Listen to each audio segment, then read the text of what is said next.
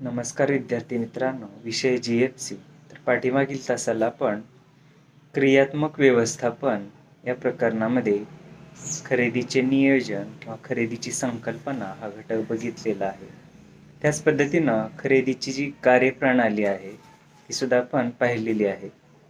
त्या कार्यप्रणालीतील 10 घटक आपण बघितलेले आहेत. तर आजच्या तासाला आपण सामग्री संग्रहण विश्लेषणाची तंत्रे या ठिकाणी अभ्यासणार आहोत. तर परीक्षेला प्रश्न विचारला जाईल, सामग्री संग्रहण विश्लेषणाची जी 3 तंत्र आहेत ती स्पष्ट करा किंवा त्याबद्दल सविस्तरपणे माहिती लिहा. तर विद्यार्थी मित्रांनो, तर सामग्री संग्रहण म्हणजेच आपण जी सामग्री खरेदी करतो त्याचं आपल्या उद्योगधंद्यामध्ये किंवा कारखान्यामध्ये किंवा त्या ठिकाणी असणाऱ्या भांडारगृहामध्ये आपण त्याचं संग्रहण करत असतो. जे आपल्याला हवं त्या वेळेला ती जी साहित्य सामुग्री आहे ती आपण वापरत असतो त्या कारखान्यामध्ये, उद्योगधंद्यामध्ये. म्हणून आपणाला ही सामग्री संग्रहण विश्लेषण करण्याचं जे तंत्र आहे ते अवगत असणं गरजेचं आहे.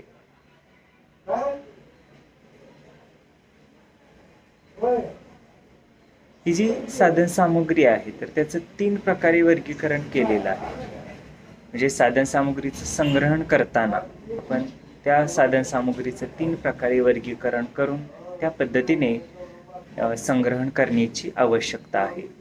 तर त्यालाच अबक विश्लेषण तंत्र असं म्हटलेलं आहे किंवा ABC ॲनालिसिस असंही त्याला म्हटलं जातं.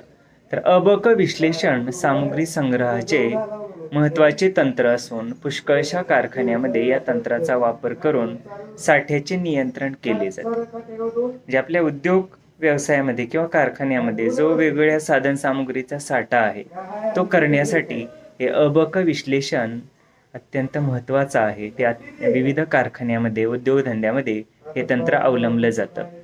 तर याच तंत्राला निवडक नियंत्रणाचे तंत्र असे म्हटलेलं आहे.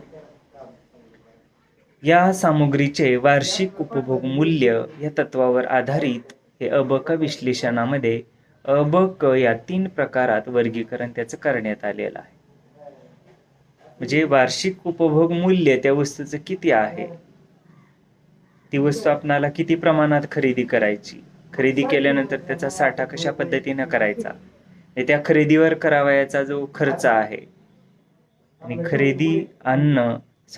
वस्तू आणणं, त्या निविष्ठा आणणं, त्याची साठवण करणं, तर ह्या ज्या बाबी आहेत तर त्याचं विश्लेषण करणारं तंत्र म्हणजेच अबक विश्लेषण तंत्र होय.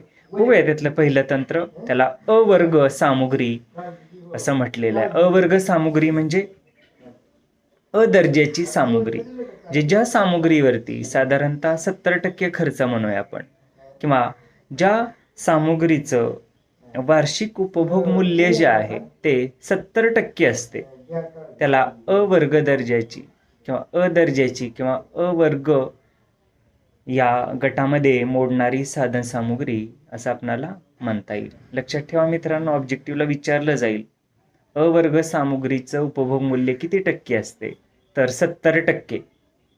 ठीक आहे. म्हणजेच अवर्गामध्ये सामुग्रीची संख्या एकूण सामुग्रीच्या 10% असते व एकूण वार्षिक उपभोग मूल्याच्या 70% उपभोग मूल्य असते.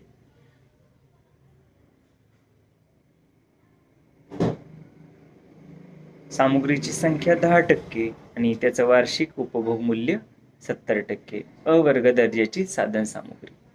तर अवर्गातील साधन सामुग्रीचा आवश्यक तेवढा साठा या ठिकाणी आपण त्या उद्योगधंद्यामध्ये किंवा कारखान्यामध्ये करण्याची आवश्यकता आहे. सामग्री साठ्यावर अधिक लक्ष केंद्रित केलं पाहिजे, वारंवार तपासणी करावी आणि व्यक्तिगत लक्ष देण्याची आवश्यकता असते. अशा सामुग्रीवर काटेकोरपणे नियंत्रण आपणाला ठेवावं लागतं. ते असं हे पहिलं अवर्ग सामुग्री विश्लेषण तंत्र आहे मित्रांनो. लक्षात ठेवा, सामुग्रीची संख्या एकूण सामुग्रीच्या 10% असते अवर्ग सामुग्रीमध्ये, त्याचं वार्षिक उपभोग मूल्य 70% एवढं असतं आणि अशा सामुग्रीची वारंवार तपासणी करावी लागते. त्याच पद्धतीनं व्यक्तिगत लक्ष द्यावं लागतं आणि काटेकोरपणे या सामुग्रीवरती नियंत्रण ठेवावं लागतं. म्हणजे संख्या कमी आहे परंतु उपभोग मूल्य जास्त आहे. म्हणजे संख्या, या वस्तूची संख्या ही कशी कमी आहे, म्हणजे वस्तू कमी लागतात वर्षभरामध्ये, मात्र त्याचं उपभोग मूल्य जे आहे ते 70% आहे. म्हणून त्याला अवर्ग दर्जाची साधन सामुग्री असं आपल्याला या ठिकाणी म्हणता येईल. त्यानंतर दुसरा प्रकार आहे तो म्हणजे ब वर्ग साधन सामुग्री. त्या ब वर्गामध्ये सामुग्रीची संख्या ही एकूण सामुग्रीच्या 20% असते आणि त्याचं जे वार्षिक उपभोग मूल्य आहे ते सुद्धा या ठिकाणी 20% एवढंच असतं. तर या सामुग्रीवर नियंत्रण शिथिल असल्यास चालू शकतं, तसंच वारंवार तपासणीची आवश्यकता सुद्धा नसते. बघा, लक्षात ठेवा दुसरा प्रकार ब वर्ग साधन सामुग्री. 20% या साधन सामुग्रीची संख्या असते आणि वार्षिक उपभोग मूल्य सुद्धा 20% आहे. 20 अशा प्रकारे ही साधन सामुग्री कारखान्यामध्ये वापरली जाते. म्हणजे या साधन सामुग्रीच्या आपल्याला म्हणता येईल साठ्यावरती किंवा खरेदीवरती एवढं नियंत्रण नसलं तरी चालतं किंवा वारंवार या साधन सामुग्रीची तपासणी करण्याची आवश्यकता नसते. ब वर्ग साधन सामुग्री. त्यानंतर तिसरा प्रकार आहे तो म्हणजे क वर्ग साधन सामुग्री. त्यालाच सी क्लास आयटम असं म्हटलेलं आहे. ज्या वर्गामध्ये साधन सामुग्रीची संख्या मोठ्या प्रमाणात असते व किरकोळ किंमत असते अशा वर्गास क वर्ग साधन सामुग्री असं आपणाला म्हणता येईल. या साधन सामुग्रीची संख्या जी आहे ती एकूण सामुग्रीच्या 70% असते. म्हणजे वरच्याच्या विरुद्ध म्हणता येईल आपल्याला. अवर्ग दर्जाची जी साधन सामुग्री आपण पाहिलेली आहे संख्या 10% असते आणि वार्षिक उपभोग मूल्य 70% असते. म्हणजे त्याच्या उलट हे क वर्ग दर्जाच्या साधन सामुग्रीचा आहे. जे संख्या याचा क वर्ग दर्जाच्या साधन सामुग्रीची संख्या 70% असते आणि त्याचं जे उपभोग मूल्य आहे वार्षिक उपभोग मूल्य ते 10% एवढं असतं. क वर्गातील साधन सामुग्रीचा साठा दोन्ही वर्गापेक्षा जास्त असावा लागतो. जे अ आणि ब पेक्षा या साधन सामुग्रीचा साठा जास्त असावा लागतो. आदेश वेळोवेळी देण्याची तसंच तपासणी वेळोवेळी करण्याची गरजही नसते. क साधन सामुग्री नियंत्रण व नोंदीची जबाबदारी इतरावर टाकता येते. कारण का, तर संख्या ही कशी आहे तर जास्त आहे परंतु उपभोग मूल्य याचं जे वार्षिक उपभोग मूल्य आहे ते कमी असतं, म्हणजे 10% आहे. याची जी जबाबदारी आहे, नोंदणीची जबाबदारी असेल, या साधन सामुग्रीवर नियंत्रण ठेवण्याची जबाबदारी असेल, तर ही इतरावर सुद्धा आपण टाकू शकतो. त्यानंतर खाली तक्ता दिलेला आहे मित्रांनो, म्हणजे त्याचंच पुढं तक्ता स्वरूपात थोडंसं लक्षात येण्यासाठी मांडणी केलेली आहे. सामुग्रीचा वर्ग म्हटलेला आहे अ ब क, आणि त्यानंतर सामुग्रीची संख्या टक्केवारीमध्ये दिलेली आहे आणि सामुग्रीचे उपभोग मूल्य हे सुद्धा टक्केमध्ये दिलेलं आहे. आपण पाहिलेलंच आहे अ वर्ग दर्जाची साधन सामुग्री त्याची संख्या जी आहे ती टक्केवारीमध्ये 10% आपण अभ्यासलेली आहे आणि वार्षिक उपभोग मूल्य 70% आहे. ब वर्ग साधन सामुग्रीची जी संख्या आहे ती 20% आहे आणि वार्षिक उपभोग मूल्य हे सुद्धा 20% एवढंच आहे. आणि क वर्ग दर्जाची साधन सामुग्रीची जी काही संख्या आहे त्याची टक्केवारी वर्षभरामध्ये जी आपण वापरतो त्याची टक्केवारी आहे 70% आणि त्याचं वार्षिक उपभोग मूल्य हे 10% एवढं आहे. आणि एकूण टक्केवारी या ठिकाणी 100% आपल्याला दिसून येते. ते त्यानंतर अ ब क विश्लेषणाची पद्धत आपण समजून घेऊया या ठिकाणी. तर अ ब क विश्लेषण पद्धत जी आहे तर यामध्ये आपणाला सामुग्रीची यादी तयार करावी लागते. त्याच पद्धतीनं प्रत्येक सामुग्रीचा वार्षिक उपभोग युनिटमध्ये आपल्याला काढावा लागतो. तसंच प्रत्येक सामुग्रीचा प्रति नगास जो काही दर आहे तो सुद्धा आपल्याला काढण्याची आवश्यकता आहे, जेणेकरून त्याचा जो वापर आहे किंवा त्याची जी किंमत आहे त्याचा जो साठा आहे तर तो आपल्याला निश्चित करणं सोयीस्कर पडतं. प्रत्येक सामुग्रीच्या वार्षिक उपभोगास त्याच्या प्रति नगास दराने आपल्याला गुणावं लागतं. त्यामुळे वार्षिक उपभोग मूल्य रुपयामध्ये या ठिकाणी काढलं जातं. त्याच पद्धतीनं सामुग्रीच्या वार्षिक मूल्यानुसार उतरत्या क्रमाने सामुग्रीची यादी सुद्धा आपल्याला काढण्याची आवश्यकता आहे. जास्तीत जास्त वार्षिक उपभोग मूल्य असलेल्या सामुग्रीपासून आपण सुरुवात करण्याची गरज आहे आणि त्या खालोखाल त्यापेक्षा कमी क्रमाने आपल्याला त्या साधन सामुग्रीचं वार्षिक उपभोग मूल्य काढावं लागतं. त्याच पद्धतीनं संयुक्त वार्षिक उपभोग मूल्य काढून त्या संयुक्त उपभोग मूल्य टक्केवारीमध्ये आपल्याला दर्शवावं लागतं. त्याचप्रमाणे सामुग्रीची संख्या देखील संयुक्त टक्केवारीमध्ये आपल्याला दर्शवावी लागते. संयुक्त उपभोग मूल्य टक्केवारीत विरुद्ध संयुक्त सामुग्री संख्या टक्केवारीत असा उल्लेख काढावा लागतो किंवा करावा लागतो व त्याचे अ ब क या वर्गात आपणाला वर्गीकरण करावे लागते. तर निश्चितच हे जे काही साधन सामुग्रीचं आपण वर्गीकरण केलेलं आहे, साधन सामुग्रीचं जे काय आपण विश्लेषण केलेलं आहे, तर या 3 प्रकारे ते केलेलं आहे आणि या तिन्ही पद्धती आपल्याला एक उद्योजक म्हणून, एक कारखानदार म्हणून, एक व्यावसायिक म्हणून आपल्या उद्योगामध्ये अवलंबाव्या लागतात.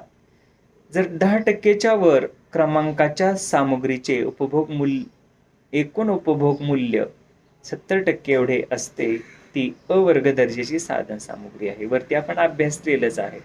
त्याच पद्धतीनं ज्या साधन सामुग्रीचं उपभोग मूल्य 20% असतं, तर ती साधन सामुग्री निश्चितच ब वर्गामध्ये मोडते. आणि ज्या साधन सामुग्रीचं उपभोग मूल्य हे 10% असते, परंतु त्याचे जे नग असतात किंवा संख्या जी असते ती 70% असते, अशी साधन सामुग्री क वर्ग किंवा क दर्जाच्या साधन सामुग्रीमध्ये मोडते.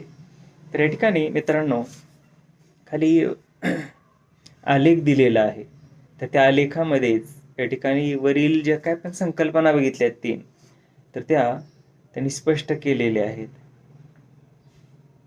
तर वाय अक्षावरती संयुक्त उपभोग मूल्य हे टक्केवारीमध्ये दिलेले आहे आणि एक्स अक्षावरती संयुक्त सामुग्री हे सुद्धा टक्केवारीमध्ये दिलेले आहे. त्यानंतर अबक विश्लेषणाचे फायदे. निश्चितच अबक विश्लेषण ही संकल्पना आपण पाहिल्यानंतर आणि त्या साधन सामुग्रीचं अबक विश्लेषण पद्धतीने आपण विश्लेषण केल्यानंतर निश्चितच त्याचे फायदे आपणाला समजतात. तर अबक विश्लेषण जर आपण केलं साधन सामुग्रीचं, तर निश्चितच त्या साधन सामुग्रीवर होणारा खर्च, त्याच पद्धतीनं त्या साधन सामुग्रीचा आपल्याकडे साठा किती आहे भांडारगृहामध्ये, त्याचा वापर किती होतो आहे, म्हणजे एकूणच त्या साधन सामुग्रीवरती नियंत्रण ठेवण्यासाठी आपणाला मदत होत असते. म्हणून असे वेगवेगळे फायदे आपल्याला या अबक विश्लेषणाचे सांगता येतात. बघूया. भांडारगृहात ज्यावेळी सामग्रीची संख्या प्रचंड असते, त्यावेळी प्रत्येक सामग्रीवर लक्ष पुरवणे शक्य नाही. अशा वेळी या विश्लेषणाचा वापर करून असामुग्रीवर लक्ष केंद्रित केले जाते व निवडकपणे त्याच्यावरती नियंत्रण सुद्धा ठेवले जाते. आपल्याला माहिती आहे मित्रांनो, कुठलाही उद्योग किंवा कारखाना म्हटल्यानंतर वेगवेगळ्या पद्धतीची साधन सामुग्री असते. मग सगळ्यावरतीच नियंत्रण ठेवणं, सगळ्याची देखभाल करणं, निगा राखणं हे शक्य होत नाही. परंतु जी साधन सामुग्री महागडी आहे म्हणूया आपण, जी साधन सामुग्री संख्येनं कमी आहे परंतु त्याचं उपभोग मूल्य जे आहे वार्षिक ते जास्त आहे, म्हणजे जास्तीत जास्त 70% आपण पाहिलेलं आहे. तर अशी साधन सामुग्रीवरती देखरेख करणं, त्याचं नियंत्रण ठेवणं हे या अबक विश्लेषणामुळे शक्य होतं. म्हणून हा अबक विश्लेषणाचा फायदा आहे असं आपल्याला म्हणता येईल. त्याच पद्धतीनं अ वर्गातील सामुग्रीवर जास्त काटेकोरपणे लक्ष देऊन सामुग्रीची नियंत्रणे आपल्याला करता येते. ज्या अबक विश्लेषणामुळं अ वर्ग किंवा अ दर्जाची साधन सामुग्री आपल्या लक्षात आलं की बाबा महत्वाची साधन सामुग्री आहे, उपभोग मूल्याचं वार्षिक 70% आहे, निश्चितच आपला उद्योगधंदा कारखाना या ठिकाणी व्यवस्थित चालण्यासाठी, फायदेशीर ठरण्यासाठी ही साधन सामुग्री कशी अत्यंत महत्वाची आहे. म्हणून अशा साधन सामुग्रीवरती या अबक विश्लेषणामुळं काय होतं, नियंत्रण ठेवणं शक्य होतं. म्हणून हा सुद्धा या अबक विश्लेषणाचा महत्वाचा फायदा आहे असं आपल्याला सांगता येईल. त्याच पद्धतीनं या विश्लेषणामुळे व्यवस्थित नियोजनही करता येतं. तसंच भांडारगृहामध्ये जी काही या साधन सामुग्रीचा साठा आहे, तर त्यावरती सुद्धा आपल्याला व्यवस्थित लक्ष ठेवता येतं किंवा त्याच्यामध्ये आपल्याला योग्य प्रकारे उलाढालही करता येते. जर हे विश्लेषणच आपण केलं नाही समजा, तर कळेल का आपणाला कुठल्या वस्तू किती आहेत, कुठल्या वस्तूचं उपभोग मूल्य काय आहे, कुठल्या वस्तूवरती लक्ष दिलं पाहिजे, कुठल्या वस्तू किती खरेदी करायच्या, साठा किती आहे, त्याचा वापर किती होतोय, म्हणजे हे लक्षात येणार नाही. आणि हे सर्व म्हणूनच हे सर्व लक्षात येण्यासाठी आपणाला अबक विश्लेषण अवलंबावं लागतं. म्हणून हा अबक विश्लेषणाचा फायदा आहे असं आपणाला या ठिकाणी सांगता येईल. त्याच पद्धतीनं सर्वात प्रभावी आणि आर्थिकदृष्ट्या परवडणारी सामग्री नियंत्रणाची पद्धत आहे. जे आपल्या भांडारगृहामध्ये असणारी जी साधन सामुग्री आहे त्यावरती नियंत्रण ठेवण्याची ही कशी आहे तर सर्वात सोपी पद्धत आहे असं म्हटलंय. प्रभावी आणि आर्थिकदृष्ट्या परवडणारी ही पद्धती आहे. बरोबर, म्हणजे अबक असं जर विश्लेषण केलं आपण साधन सामुग्रीचं तर निश्चितच आपणाला त्या सर्व साधन सामुग्रीचा ताळमेळ बसण्यासाठी मदत होते.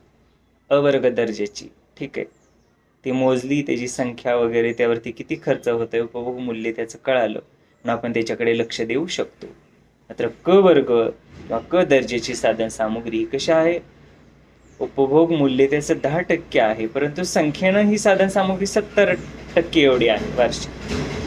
म्हणजे संख्येनं ही साधन सामुग्री जास्त आहे, त्याला मोजत बसायचं नाही, कारण उपभोग मूल्य त्याचं कमी आहे, 10% आहे. म्हणजे हे जे आपणाला या उद्योगधंद्यामध्ये किंवा कारखान्यामध्ये हे जे ॲनालिसिस करावं लागतं आपल्याला, किंवा जे व्यवस्थापन करावं लागतं, जे काही पावलं उचलावी लागतात ह्या साधन सामुग्रीच्या संदर्भात, तर त्यासाठी हे अबक विश्लेषण महत्त्वाचं आहे. त्याच पद्धतीनं पुढचा फायदा आहे, क दर्जाच्या साधन सामुग्रीवर विशेष लक्ष देण्याची गरज पडत नाही. आताच पाहिलं आपण.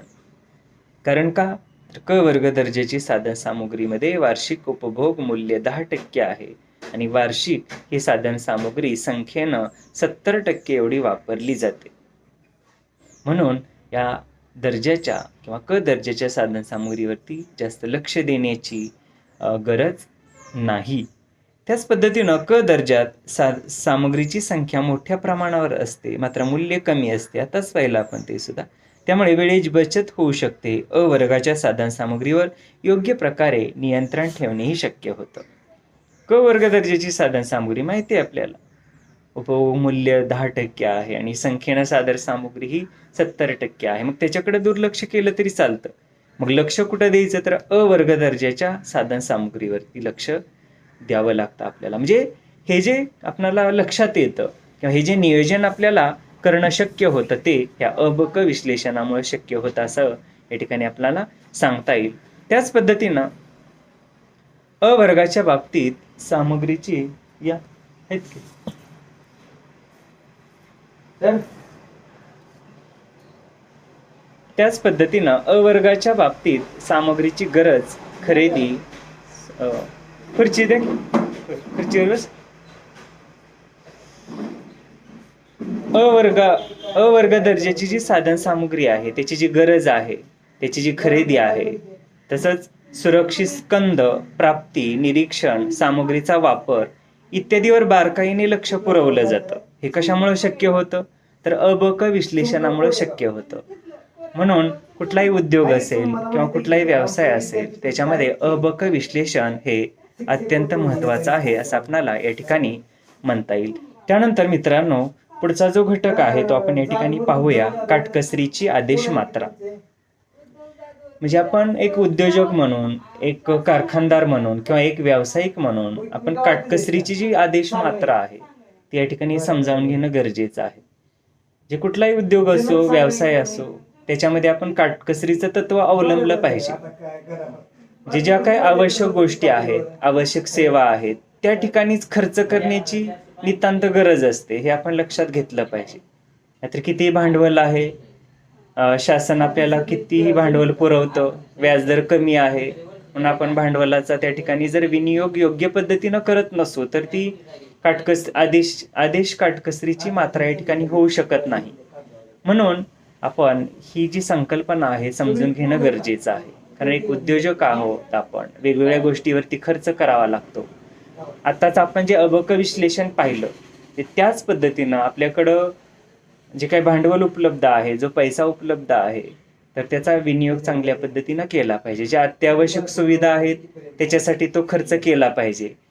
आणि जी काही कार्य आहेत, समजा काही विकास कार्य असतील किंवा आपला उद्योग व्यवसायाचे काही आणखीन प्रकल्प पुढं विस्तृत प्रमाणात राबवायचे असतील, तर त्याच्यावरती जो खर्च आपण करणार आहोत तो सुद्धा विचारपूर्वक करण्याची आवश्यकता आहे. म्हणून आपणाला ही जी काटकसरीची आदेश मात्रा या ठिकाणी समजून घेणं आवश्यक आहे. तर मित्रांनो, आपण या ठिकाणी थांबूया. तर अशा पद्धतीने आपण अबक विश्लेषण पाहिलेलं आहे. लक्षात ठेवा, ऑब्जेक्टिव्ह साठी अ वर्ग साधन सामुग्रीचं जे काही वार्षिक संख्या आहे टक्केवारीमध्ये ती 10% आहे. त्याचं उपभोग मूल्य हे वार्षिक 70% आहे. ब वर्ग दर्जाची जी साधन सामुग्री आहे त्याचं वार्षिक उपभोग मूल्य हे 30% एवढं आहे. आणि वार्षिक लागणारी ही साधन सामुग्री सुद्धा संख्येनं किंवा जर टक्केवारीमध्ये आपण अभ्यासली तर ती 20% आहे. 20% वार्षिक उपभोग मूल्य आणि 20% साधन सामुग्री ही वार्षिक लागते. त्याच पद्धतीनं क दर्जाची जी साधन सामुग्री आहे ही साधन सामुग्री संख्येनं 70% एवढ्या प्रमाणात लागते आणि त्याचं जे उपभोग मूल्य आहे ते 10% एवढ्या प्रमाणात असतं. त्याच पद्धतीनं आपण त्या अबक विश्लेषणाचा आलेख पाहिलेला आहे. त्यानंतर अबक विश्लेषणाचे फायदे पाहिलेले आहेत. तर मित्रांनो, आपणाला परीक्षेमध्ये असा प्रश्न विचारला जाईल, अबक विश्लेषण म्हणजे काय ते सांगून अबक विश्लेषणाची जी तंत्रे आहेत ते विशद करा आणि अबक विश्लेषणाचे फायदे त्या ठिकाणी सांगा किंवा लिहा, असा प्रश्न आपल्याला विचारला जाईल. तर मित्रांनो, त्याच पद्धतीनं आपण काटकसरीची आदेश मात्रा ही संकल्पना या ठिकाणी पाहिलेला आहे. राहिलेला भाग आपण पुढील तासाला